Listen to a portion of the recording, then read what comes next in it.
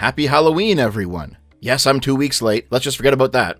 At the same time as Vice President JD Vance's comments about Hassan Piker's dog-shocking escapades went viral, which I covered in the previous video, there was a second Vance event picking up steam on the internet. He uploaded this TikTok showing off his Halloween costume. Happy Halloween, kids, and remember, say thank you.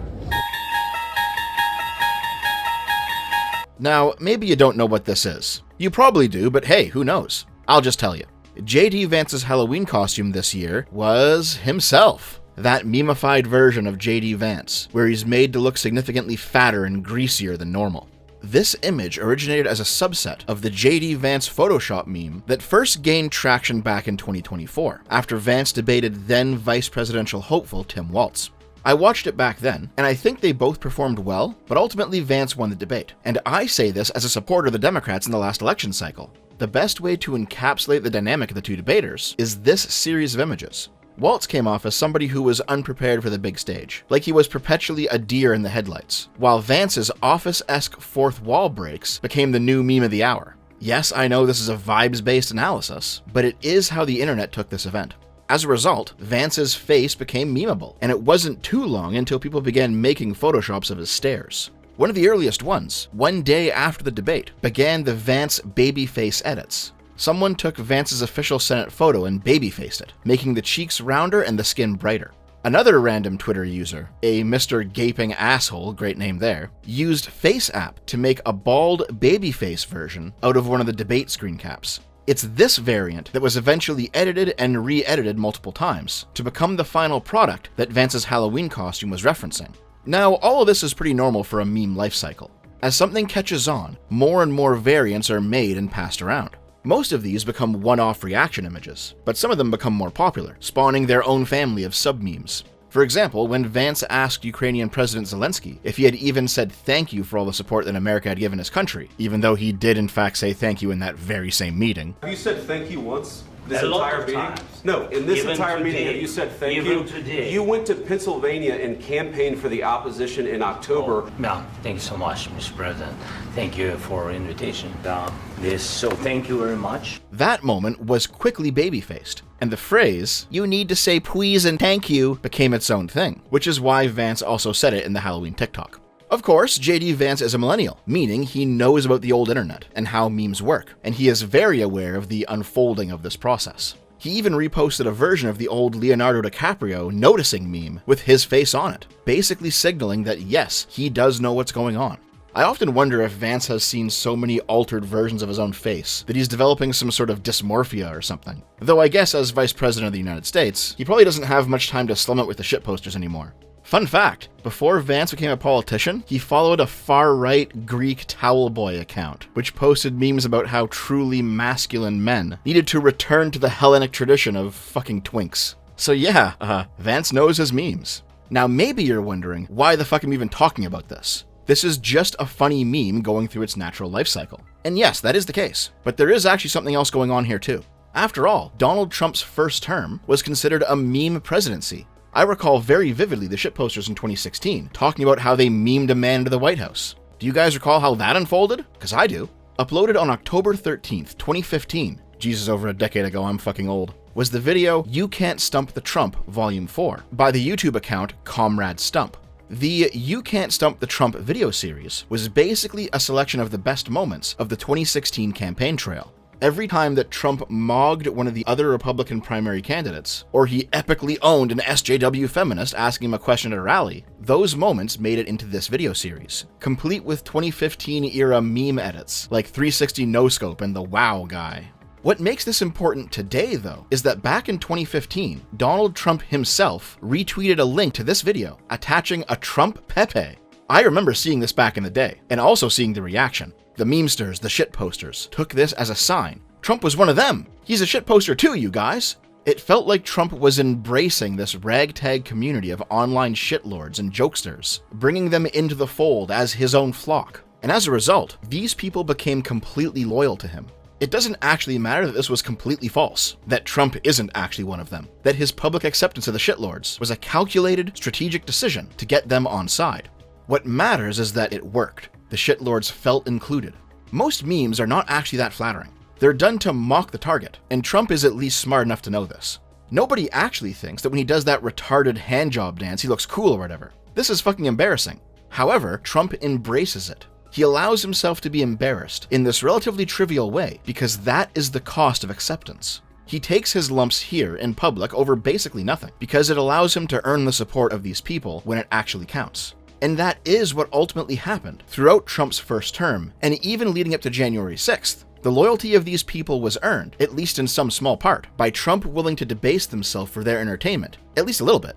Let's return to the JD Vance edits. Did you know the very first one was not actually a babyface edit? No. It was made by a Republican House rep who edited Vance's face to make him look more like Giga Chad. And the guy who made the original babyface one? He's actually not pro-Trump at all. He made it to mock Vance. It's one thing to make an edit of JD Vance's face, where he conventionally looks either better or worse. That just makes you a partisan simp in either direction. But it's another thing entirely to take a negative edit and reclaim it as your own. This is why these moments of acceptance by Vance are his "you can't stump the Trump" moment. Vance is saying here, it's okay to mock me, guys. Here, I'll even do it with you. Not only does this action once again buy the loyalty of the memesters and the shitlords, it also triggers the fuck out of people who are genuinely trying to make Vance look bad. Like, for example, it was probably personally annoying on some level when Vance was vacationing in the UK and a dude drove around his Airbnb with the bald Vance meme plastered on the side of his truck. But in terms of how the rest of the world saw this, it came off as weird and petty, specifically because JD Vance had already taken his lumps and owned the meme. To use a tired, long outdated media trope to explain this, it's like back at the beginning of Game of Thrones, where Tyrion tells Jon Snow to wear it like armor. The same thing happened with Trump, and now the same thing is happening with Vance. It's also why those occasional posts that compare the chud nerd teenage Vance with the Chad teenage Newsom or Waltz don't really take off all that much. Vance wears his chud nerd status like armor. He knows his family isn't a part of the upper class of American society. He knows he was never the popular guy or the successful guy back in his youth. Hell, his mom was a drug addict, and he was raised by his grandma, for fuck's sake. It's easy to cheer for the good-looking successful guy who has his life handed to him, but it's not so easy for the loser nerd who statistically is probably not going to make it out of his hometown. And Vance isn't stupid. He knows all of this, which is why he leans into the mockery and he makes it his own. Reclaiming a negative image of yourself is a power move, and left-leaning people have understood this for a long time. For example, whenever a slur towards a minority group is reclaimed by that minority, when they begin self-identifying with a label that was designed to oppress them, they disarm their enemy of that weapon. It's a lot less effective to spit hatred at somebody when your target embraces it proudly when they wear it like armor. The Vance edits aren't slurs, obviously, but reclaiming them operates in the same way. And guess what? Right-leaning people also understand this too. It's why they're so on board with Trump and Vance doing it. But it's also why they react with such anger when their opponents successfully do it too. Just like babyface Vance and Pepe Trump, Dark Brandon ended up being the same thing in the end too, which is why it triggered so many of them. For those of you who once again don't recall, throughout 2021, "Fuck Joe Biden" chants began to break out at various sporting events in the southern states. On October 2nd, 2021, at a NASCAR event, the racing driver Brandon Brown was being interviewed by NBC Sports, when yet another "Fuck Joe Biden" chant broke out. The NBC reporter claimed that the chant was actually saying, "Let's go Brandon." Oh my God, it's just such an unbelievable moment. Brandon, you also told me, as you can hear the chants from the crowd, "Let's go Brandon." Now, it's very obvious from that footage, the crowd was in fact chanting, "Fuck Joe Biden." But both the reporter and Brandon himself said it was actually not clear down on the track what was being said. But nonetheless, the phrase, "Let's go Brandon" became a euphemism for "fuck Joe Biden," used when people were in situations where they couldn't swear. However, this was also reclaimed, at first by the online left, and then later by the Democratic establishment. Dark Brandon was this image of Biden as an authoritarian dictator, smiting his enemies, co-opting the Trump dark MAGA fash wave aesthetic of the online right during Biden's term, which also depicted Trump as an authoritarian dictator smiting his enemies. Of course, it's not all just memes. There actually is an underlying truth value to all of this.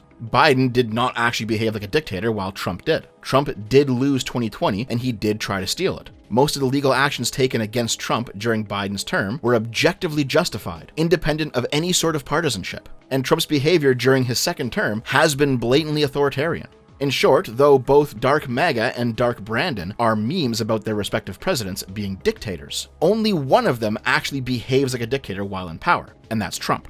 As the Dark Brandon meme picked up steam, a lot of right-wingers made fun of it, but there were also a lot of other right-wingers who were highly offended by it. They had been calling Biden a fascist, a tyrant, a communist, calling for him to be impeached, arrested, assassinated, mainly due to the anti-COVID measures taken during his term. Of course, forget about the fact that Biden wasn't actually in power for the first year of COVID, and also forget about the fact that the new normal, new world order never actually came to pass, and the emergency powers were voluntarily given up because it truly was a real emergency and not just some ploy to centralize power. And also forget about the fact that America's exceptional recovery post-COVID, as compared to other first world countries, has been largely due to the actions that Biden's administration took, even though there have been some real bad side effects too. No, forget about all of that. The Republican narrative throughout Biden's first term is that COVID proved Biden is a tyrant, and they all knew it. And when the left managed to successfully reclaim Let's Go Brandon, it absolutely triggered the fuck out of them. When Biden gave his Battle for the Soul of the Nation speech in September of 2022, Republicans online fucking lost it.